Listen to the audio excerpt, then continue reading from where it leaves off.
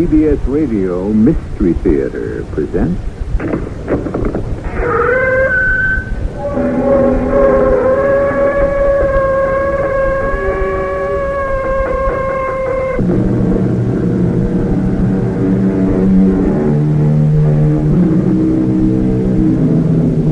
Come in. Welcome. I'm E.G. Marshall. The young soldiers fret and worry about the bullet that has their number on it. But it doesn't bother the old soldiers at all. They can feel fatalistic about and resigned to the bullet that has their number. The one that really worries them is the bullet that's labeled, "To whom it may concern." Don't come near me. Rebecca, what are you saying? Keep away. But I love you. Leave here. No. But we're going to get married. Go away before I cause something terrible to happen. Oh, darling, how can you cause something terrible? Believe me, it will be horrible. A fire. Rebecca. A flood.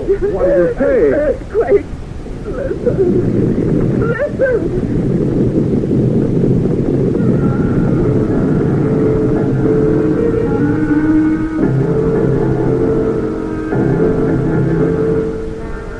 Mystery drama, To Whom It May Concern, was written especially for the Mystery Theater by Sam Dan and stars Marion Seldes and Ian Martin. I'll be back shortly with Act One. Something beautiful and vital has gone out of our lives. The ability to just sit back and relax. The difference between us and the generations that preceded ours is that we have learned how to save time, whereas they knew how to enjoy it. They had time for everything. And this is the story of a man who lived back then, when there was time, just before World War I. Come with me now to the New York Club of Dr. Adams Mandeville, a place of fine old wine, mellow cigars, gleaming crystals, and easy conversation on a May evening in the year 1915. Hello there, Dr. Mandeville. Oh, good evening, Mr. Forbes. Mind if I join you? Please. We see so little of you here at the club these days. And I'm afraid you shall see even less. I'm off to London. London? Oh, you can't be serious. There's a war. Well, we're not involved. Not yet. Nor do I think we ever will be. And in any event, I must go to London. May I ask why? Well, we're having the International Conference on Psychiatry. It's delving into the mind. It's tricky business, no? Oh, yeah? Does it, well, can it help your patients? Well, I don't know how much it helps my patients, but I know it's helped me. Help you? How? Let me put it this way. It's going to help me. It's going to save my life. How can you tell if it's going to save your life? Do you believe in the angel of death? The angel of death? Yes. Well, I suppose, figuratively speaking, in a way, we might assume... That was the first question she asked me when she entered my office. She? Mrs. Rebecca Orne, a widow, most beautiful woman. Well, when I say woman, I mean a woman of almost 40, when the fair sex are in the glorious August of their beauty, a fully realized woman. Well, I must say, this doesn't sound like a doctor speaking. Well, doctors are also men. It was a month ago. She made an appointment to see me on the telephone, and when she sat down in my office, her very first question... Dr. Mandeville, do you believe there is an angel of death? Why? Why do you ask? I understand you are one of those new doctors of the mind. The angel of death, is he real, or is he a figment, a creation of my own? Mrs. Orme, I know of no scientific evidence that can account for the existence of an angel of death, or of life, or of any angel, for that matter. Well, nor is anyone else such evidence except perhaps myself. And what is your evidence, may I ask? An awareness of his presence. Uh-huh. What sort of awareness? A feeling that I'm not alone. Awareness, feeling, but is there anything tangible? It's tangible enough to me. The word tangible literally means something that can be touched. I know. And I feel his touch. Where? Oh, this may sound indelicate. I feel his touch all over my body. Yes? It feels as if I was suddenly chilled by an icy wind, and my skin seems to burn. It sounds contradictory, I know, ice and fire. No, please continue, Mrs. Owen. And I feel as if my hand is being taken. Taken in someone's grasp. You feel a hand. The fingers of a hand close on mine. And you see? No one. Nothing. But you feel these fingers. Yes. And how do they feel to the touch? Well, again, fire and ice. Burning fire and cold ice. The icy coldness of death. And then what happened? The fingers of the hand that has closed over mine. It seems to hold me in its firm grasp, and it begins to pull me. I cannot. I have no will to resist. And then? And then the ice becomes warmer, and the fire becomes cooler, and the fingers of the hand that is holding mine seem to slacken their grip and slip away from me. And suddenly, I feel his presence no longer. He's gone. You're quite sure of all this? Oh, yes, it's exactly the same way, each time. Oh, then this has happened several times. Oh, yes. How many? Oh, innumerable. I have a theory. Would you like to hear it? Oh, yes, please. He wants me. Well, you might say if he exists, he wants all of us. When our time comes. But I think my time has already come. I'm afraid I don't understand. And that he was unable to take me at that time. And since I escaped him, he must keep after me. And it becomes more and more difficult for him each time. And so he tries harder and harder. And yes, Mr. Holmes. I've never been able to say so much to any doctor. Most of them would give me pills for my nerves long before I could get this far. Well, I promise to hear you out. Well, it's about all. Except that they keep getting worse and worse. What keeps getting worse and worse? The disasters. So many people die. And it's because of me. He doesn't really want them. He wants me. And the reason they die is because they just happen to be there. Yes? Why do you say yes? Do you know what I'm talking about? Do you really understand what I'm saying? Mrs. Owen, did you have a happy childhood? Why do you ask? Well, in psychiatry, we begin with the child. Well, that makes sense. Yes. Well, it all began with my childhood. That was when he first came for me. When who came for you? Well, who have we been talking about?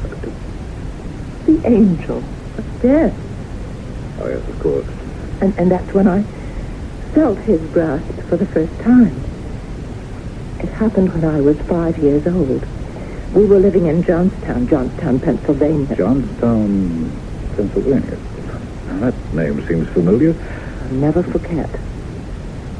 I was in the kitchen of our house. We had a farm, a big farm, about 500 acres. And I remember there was an argument. Mama and Papa were having a fight. It was about the South Fork Fishing and Hunting Club. These were the very wealthy men who owned the property where the dam was located. Now, Mama, be reasonable. Be reasonable? Have you lost your mind? No, I haven't lost my mind. What's more, it's a found $100. Well, I don't want that money. You post the no hunting signs this year like every other year. Mama, it's just for 10 days, and the only ones who'll be allowed to hunt are members of the club. Look, I won't have people tramping all up and down the property, firing off guns every which way. Mama, these are all millionaires, rich men. They have a lot of respect for private property. And they know how to hunt very good, too. Well, don't they have all that property of their own around the dam? Wait, you know that over by the South 40 is where all the deer trails cross? Here's another thing. I'm against killing poor, dumb animals. Well, so am I. But for $100... Now, what about Rebecca? Rebecca? She goes running around the woods all the time. Now, with all them hunters shooting away, Well, so, for the next 10 days, you gotta keep her in the house. How can I keep the child cooped up all day? For $100, you better find a way to do it. Mama couldn't. Although she laid down the law in no uncertain terms, I was a restless child, filled with unlimited energy. I couldn't sit still. I always wanted to be where I wasn't. And so, one afternoon, when Mama stretched out for her nap, I was just out the door, running through the woods, happy the way only a child can be. And I heard a voice suddenly shout, "Look out, Andy!" But the voice was too late. There was a noise and a flash, and a dull blow against my chest. That was the first time I felt the icy cold and burning hot fingers close about my hand, and the gentle pull that urged me forward. And I heard a voice. Hey, good Lord, Andy, you killed her. Look at the blood. The bullet went right through her chest, through her heart. Oh, she must be dead.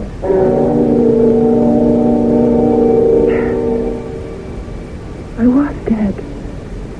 At least I thought I was dead. I should have been dead. The angel of death had come for me. But suddenly, the fingers that grasped my hand loosened their grip.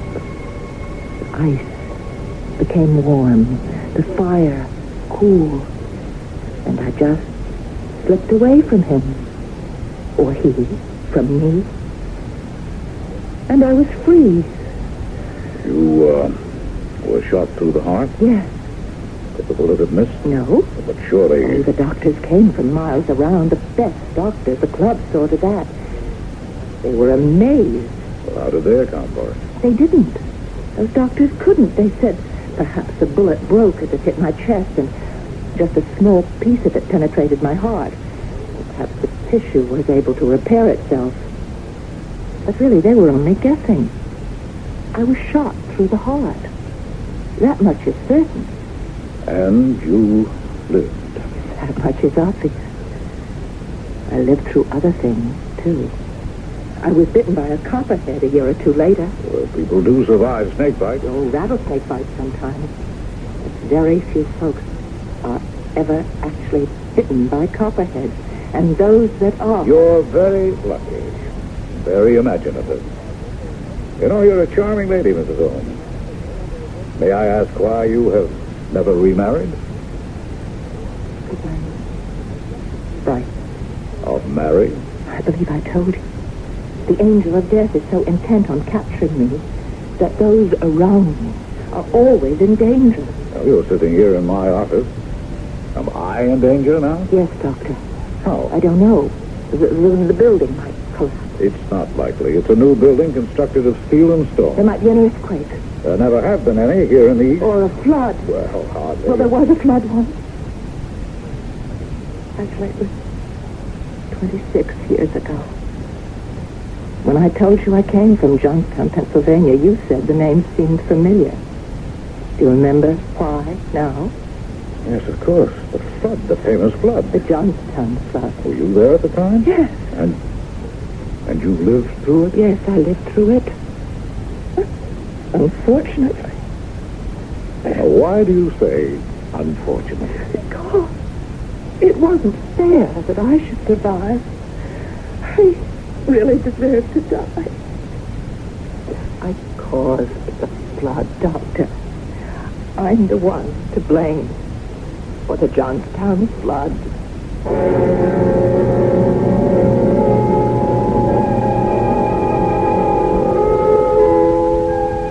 The Johnstown Flood, May 31st, 1889. The dam across the Conemaugh River had become obsolete and inadequate. During April and May, 41 inches of rain and snow increased the pressures to the breaking point, and a tidal wave of destruction swept through the valley, killing more than 2,000 people. This is the historical fact.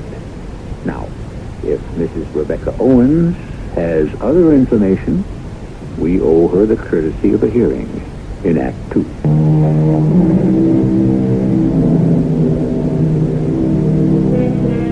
Well, here we are at the very beginning of May, 1915. Remember that date.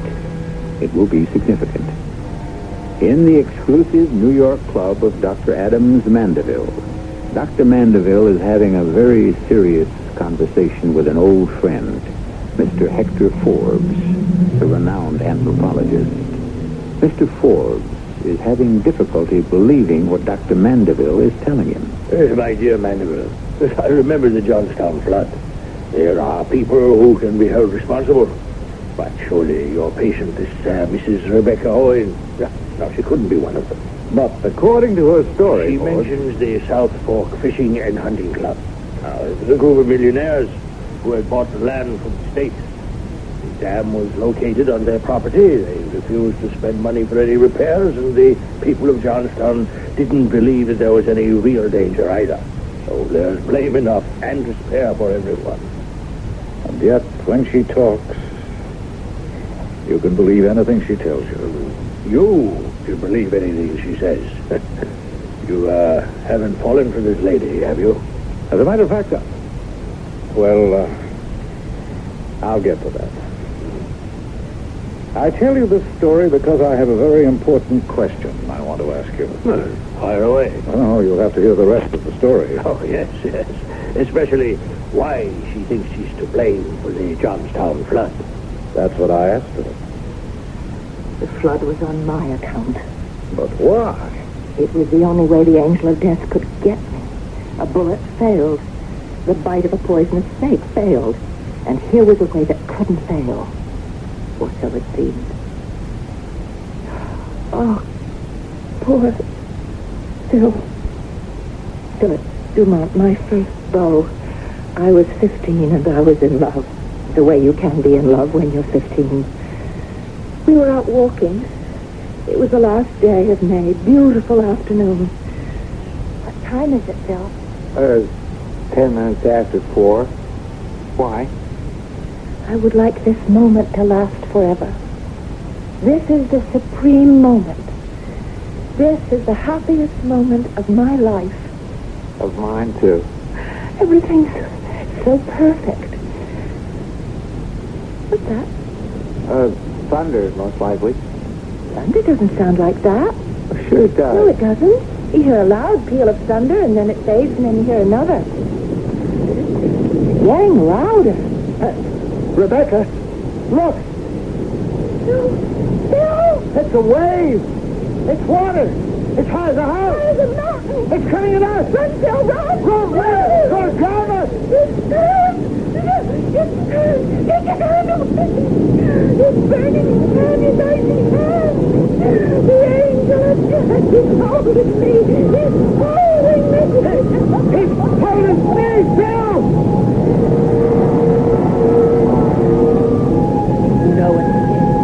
An enormous mountain of water traveling at breakneck speed was sweeping everything in its path. Rocks, trees, animals, houses. Nothing could live that stood in its path. But somehow, I lived. I don't know why. I don't know how. I was surrounded by hundreds of the dead. But I survived. Once again, the fire became cold and the ice warm. And his fingers fell away. Why? I don't know. Poor Phil. He was with me. And more than 2,000 of us. Was it my fault? Oh, of course not. And how do you explain the fire? The fire? The fire in Chicago. That was only 12 years ago. That dreadful conflagration in the Iroquois Theater. Oh, yes, of course I remember that. We'd moved to Chicago. Mama and Papa had survived the flood only because they'd gone to Pittsburgh to visit my grandmother. So there was nothing left for us in Johnstown, and Papa was offered a job at Chicago. Didn't matter to me. After the flood, I was like one in a dream. I just stayed in the house, in my room. I went nowhere. I saw no one. Oh, Papa, you must do something about that girl. Me? Well, she won't listen to me. Well, take her to a doctor. Oh, hasn't she seen enough doctors? Well, what do you want? She'll be 28 years old. Make it 30. That's even worse. She'll spend the rest of her life this way, an old maid. Some girls, they don't get married. It's their fate. Well, it's not going to be her fate. You have to fight it. Get your coat and hat, young lady. Papa, You can't shut out the world forever. We're going to the theater. I don't want to. You know why? Because it's medicine. The pills you get from the doctors don't help, so I know another kind of doctor. His name is Eddie Foy, and his cure is a good laugh. But I'm not in the mood. You're going to turn down a chance to see Eddie Foy and Mr. Bluebeard? You know how hard it was to get tickets? Please, Papa, No. Up, out. He was right. The minute I stepped into that theater, a great weight seemed to disappear from my heart. I felt youthful and carefree. The music, the dances, the jokes, I was laughing and applauding, and then suddenly, in the very midst of it, at the very height of it, I felt the fingers of my arm, the icy fingers, the burning fingers. And I said, no, what do you want with me now? What will you do to me here? Please. And then I heard the most dreadful cry in the world in the theater. Fire! Almost a second. There was a deathly stillness. And then there was a panic. More than 2,000 well-dressed, civilized people were transformed into raging, mindless, stampeding animals. And when it was over, finally, almost 600 were dead. Yes, I read about it. The fire actually did very little damage, I recall. Most people were trampled to death. Papa died to save me. He saw we couldn't make it to the exit, and so he protected me with his body. I'm sorry. Papa left the world, but I came back to it. Mama became ill, and it was up to me to support her. I learned how to use a typewriter and to write in shorthand, and soon I secured a position as a secretary to a Mr. Walter Owen, who was middle-aged, very proper, but kind, most generous employer. Mama became better, but she was quite sad. I'll have some soup now. Mama, you're crying. No, I'm not. Rebecca, I do want you to have a life of your own. I'm content. But you'll never have a husband. You'll never have children. I don't want anybody close to me. Rebecca, that's not natural. Please, let's not talk about it. But a husband, children, they would make you happy. Yes, Mom. Very happy. But I couldn't make them happy. Why not? Because they die. They die young before their time. What are you saying? Nothing. I don't want to talk about it anymore. We plan our lives. But it isn't we who decide our destiny. The ordinary give and take of daily living wears us, shapes us, changes us, and we may not even be aware of it. One morning, Mr. Owen asked me to come into his private office. Miss Randolph, you have been my secretary for 5 years now. Yes, sir.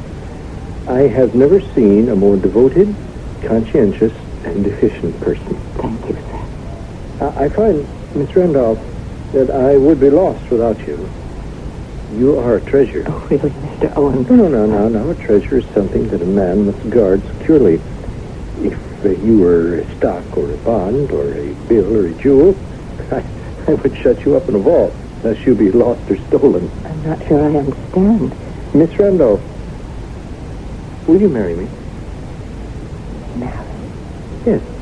We could be quite happy together. Oh, but Mr. Owen, I'm not in love with you. Oh, no, we are not children. Love to us is not a sudden, intoxicating adventure. We can marry without it. Marry without love? Yes, marry without love. At first, marry because we respect, admire, and need each other. Now, we are both lonely people. I know in my heart that love will come to us. All day at the office, he would ask me to marry him. He enlisted Mama's help, and then all night at home, it was more of the same. Oh, he's handsome, kind, intelligent. Oh, he's devoted to you. And he's rich. Mama, I will not marry him. But why? I could never explain it to you. I will not marry him, and that is my last word. But it wasn't. Little by little, in so many subtle and gradual ways, the pressure, the constant pressure told on me, and suddenly, before I knew it, I was in his arms, saying, yes, yes. Oh, no, darling. Must go. And so we were married. It was the event of the social season of 1911. I knew Walter was rich, but I didn't know how rich. He had as much money, as much influence, as much power as the biggest of them. The Carnegies, the Morgans, the Fricks, the Mellons. They were all there at my wedding. Mr. Andrew Carnegie himself took my hand and wished me well. Kindly-looking man. And suddenly, I knew I had seen him before. I heard a voice.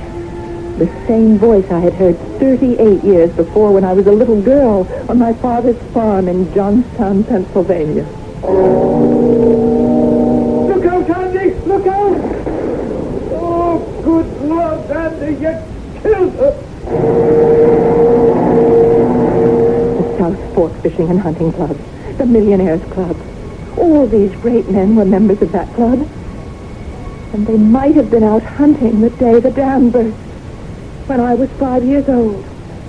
Andy, the man who had evoked the warning, the man who had accidentally fired the shot. And could he have been Andrew Carnegie? I looked into his eyes. I couldn't tell. My dearest, may I present Mr. Andrew Carnegie? I'm honored, Mr. Carnegie. Oh, such a sweet lass, Walter. She's a treasure. Yes, I think so. Hey, do you know, dear Mrs. Owen, it seems to me you look familiar. Do I, sir? Yeah, I have seen you before. Or is it perhaps an old man's reverie? Well, be happy, both of you. Be happy. Yes, we have met before. on my father's land in Johnstown, Pennsylvania, when I was a little farm girl. But somehow that seemed out of place. And as I looked at Mr. Carnegie, and at Walter, and at all the other giants, I realized I was no longer afraid of anything. I belonged to one of these men. We went to Europe on our honeymoon. We saw palaces in Italy and castles in Spain. We waltzed in Vienna, marveled at the Louvre. And finally decided to come home. I was so happy. Yes, I can imagine. I was happy, but I was also apprehensive. Why? Well, I was never really able to free myself completely of my fear. So I dreaded the trip home. Darling, honey, I know how you feel, but it's... But what, Walter? But this is a brand new ship. A ship the like of which has never been seen. It's a floating palace. Still, if anything... Most important, they say she's constructed on a completely new principle. There's incontrovertible scientific proof that she is unthinkable. Oh, Walter. She leaves on Friday on her maiden voyage to New York, and I've already booked passage for it. Oh, how exciting. What's her name? The Titanic.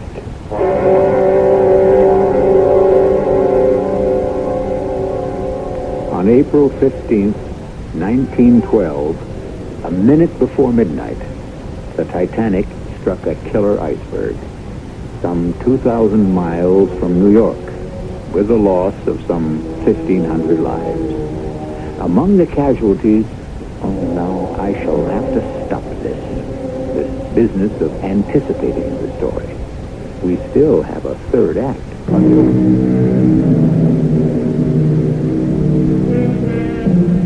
Dr. Adams Mandeville, a New York psychiatrist, is at his club talking with his friend Hector Forbes.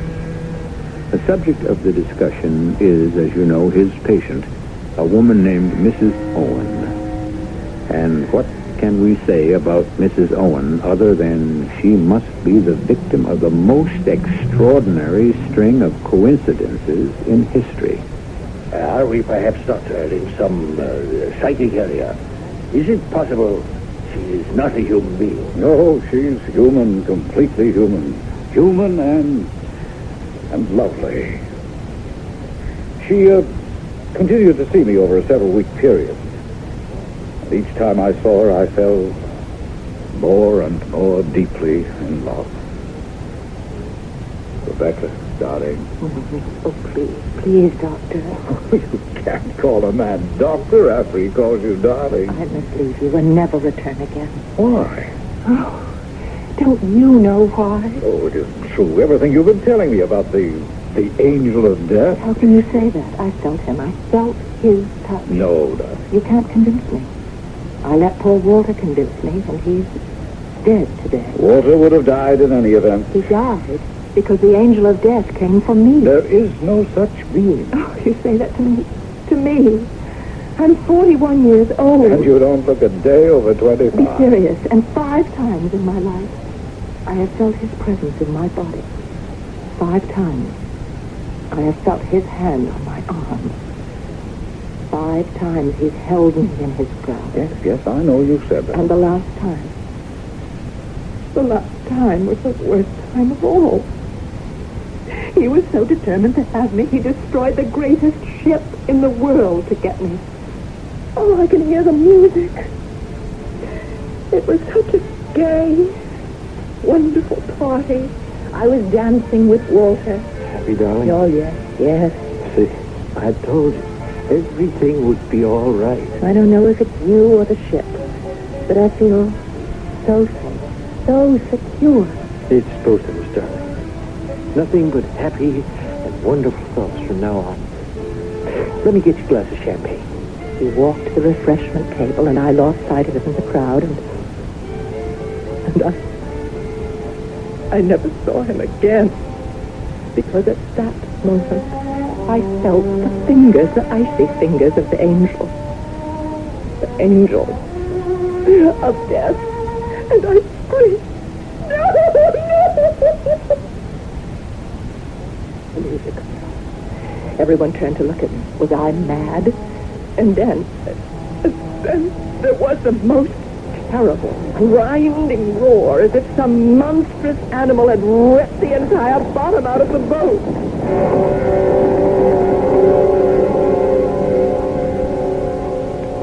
The next thing I remember, I was on board the rescue ship, Carpathia.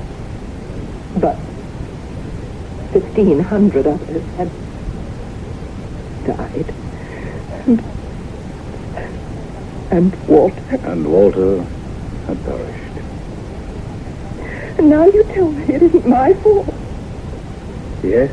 How? All the evidence proves nothing. Oh, listen to me, my darling. Let me tell you what this is. It's the law of averages. That's not good enough. The touch of the angel of death. It was real. Of course it was real. Then you agree. It was real to you. Oh, my darling Rebecca, we're only now beginning to understand the mind, to comprehend its fantastic complexity. Then why was it real? Because you wanted to be punished. Punished for what? For disobeying your mother. When? That day when you were told not to go into the woods. You remember that day? That day when you were 5 years old and your mother took you aside and... What was it she said to you over and over again? She said, You are not to go into the woods. You are not to leave the house. If you disobey, you will be punished.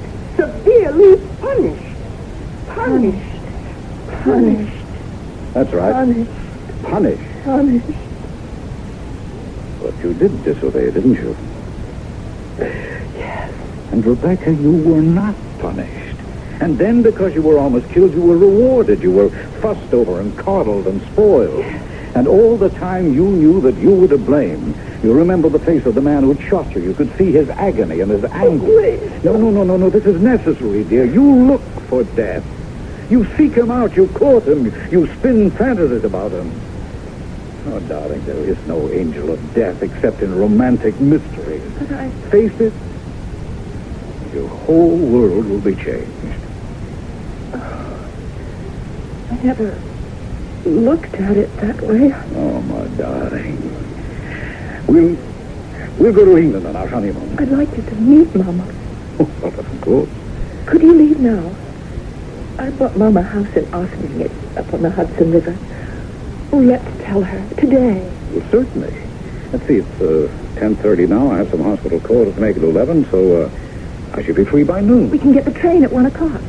Meet me on board. I'll be sitting in the last passenger coach. 1 o'clock on the Ossining train, the last coach. Yes, it's the only one that isn't a smoker.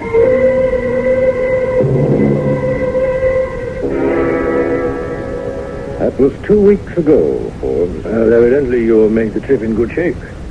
I see you're here and none the worse. You don't know what happened 2 weeks ago on the railroad. You see, I was delayed at the hospital, and when I arrived at the station, the train had already pulled out. You missed it, yes. Yes, and the train had traveled some 25 miles to a place called Tarrytown when there was an accident. No, don't tell me. Yes, some switching instructions had gone wrong, and an express train plunged into the rear of the Ossining local. The rear car? It was completely demolished. There were 5 passengers, 4 were killed immediately. But the 5th, Rebecca, suffered only from shock and a very few superficial bruises. He exists. He is real. He came to me again. He came looking for me aboard that train. He came for me. I felt his hands, his fingers. The fire, the ice. You mustn't make fun of me.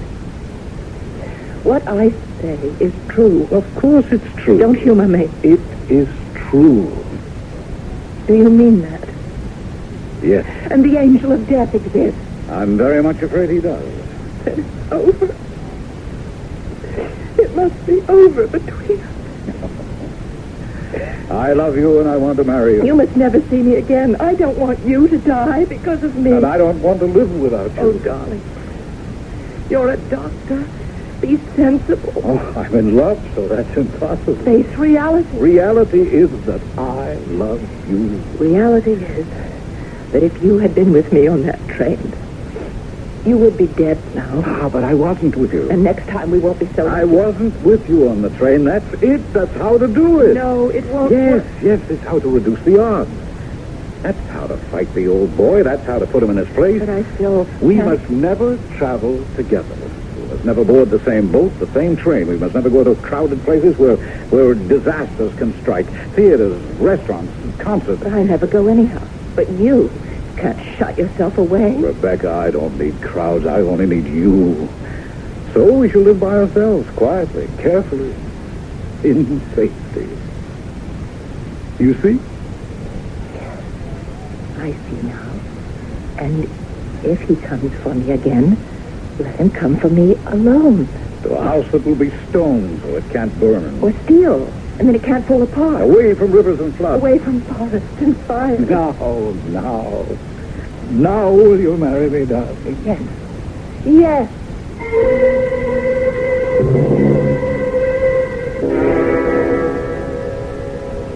Rebecca and I were married the day before yesterday. Well, congratulations. How does it happen you're not off on your honeymoon? Oh, we're going to London, where we shall also take in the conference. I'm leaving tomorrow morning. You're off on a honeymoon, and you say I'm leaving? Well, naturally, separate ships. It's the only way we can travel. Oh, yes, of course. Rebecca sailed this morning on the Imperial, and I had to look around for something at the last moment. Yes, well, on such short notice, you'd be lucky to find a berth on a tramp steamer. Oh, I did considerably better than that. There was a last-minute cancellation, and I was able to get a cabin on what many people consider the most comfortable ocean liner afloat. Oh, really? Which one is that? The Lusitania.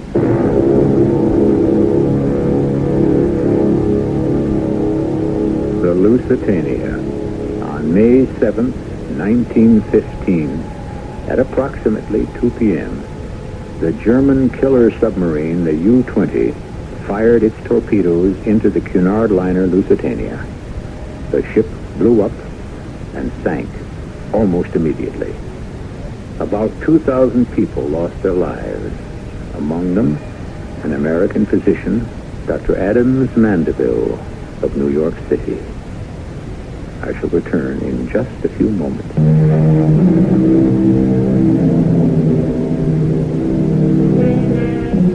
The old soldiers, as we told you in the beginning, are worried mostly about the bullet marked, "To whom it may concern."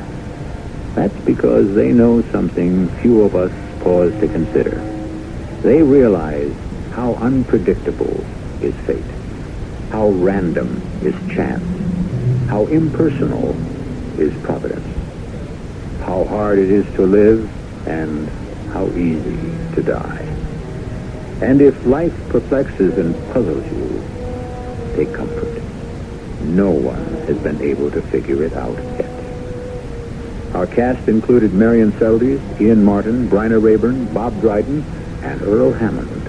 The entire production was under the direction of Hyman Brown. This is E.G. Marshall inviting you to return to our Mystery Theater for another adventure in the macabre. Until next time. You've been listening to the OTR Gold Network. Find more classic radio at otrgold.com.